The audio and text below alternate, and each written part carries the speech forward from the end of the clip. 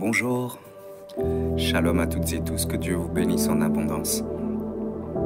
J'espère que vous allez bien, que la journée a bien commencé de votre côté, que la paix, que la grâce, que l'amour, que l'onction parfaite de notre Seigneur et Sauveur soit sur chacun.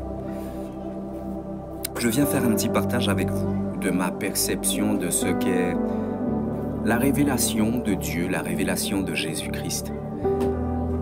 Il est vrai que la Bible est un livre où l'on peut se ressourcer, où l'on peut se fortifier, où l'on peut recevoir l'inspiration céleste et divine. Mais c'est par la foi que l'on vit la vie de Christ. C'est par la foi que l'on expérimente sa puissance. Et c'est par la foi aussi que Christ se révèle à nous, que le Seigneur se révèle à nous. Je vois et je comprends beaucoup qui, dans notre génération, s'attache à la théologie, à la maîtrise parfaite d'un livre qu'on appelle la Bible. Mais nous ne sommes pas des personnes scolaires, des personnes qui se remplissent la tête telles des scientifiques ou telles des philosophes.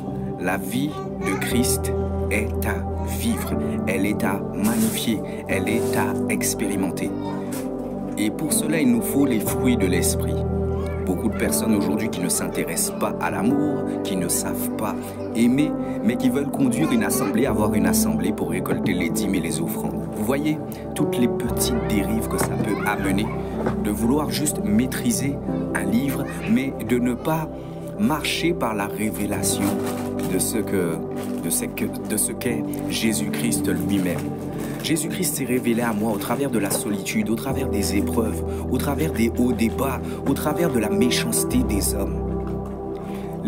Beaucoup de personnes sont entourées.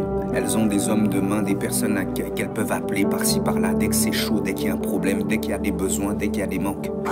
Moi, la solitude, ça a été une grâce, parce que c'est dans la solitude que Dieu s'est révélé à moi.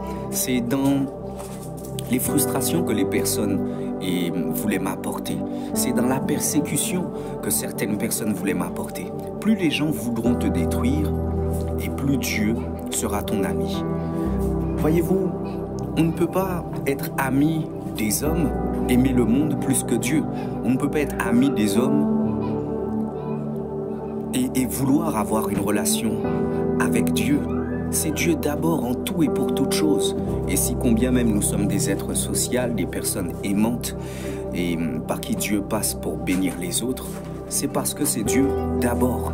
Donc on comprend que pour être bon dans ce monde, il faut avoir une relation avec Dieu.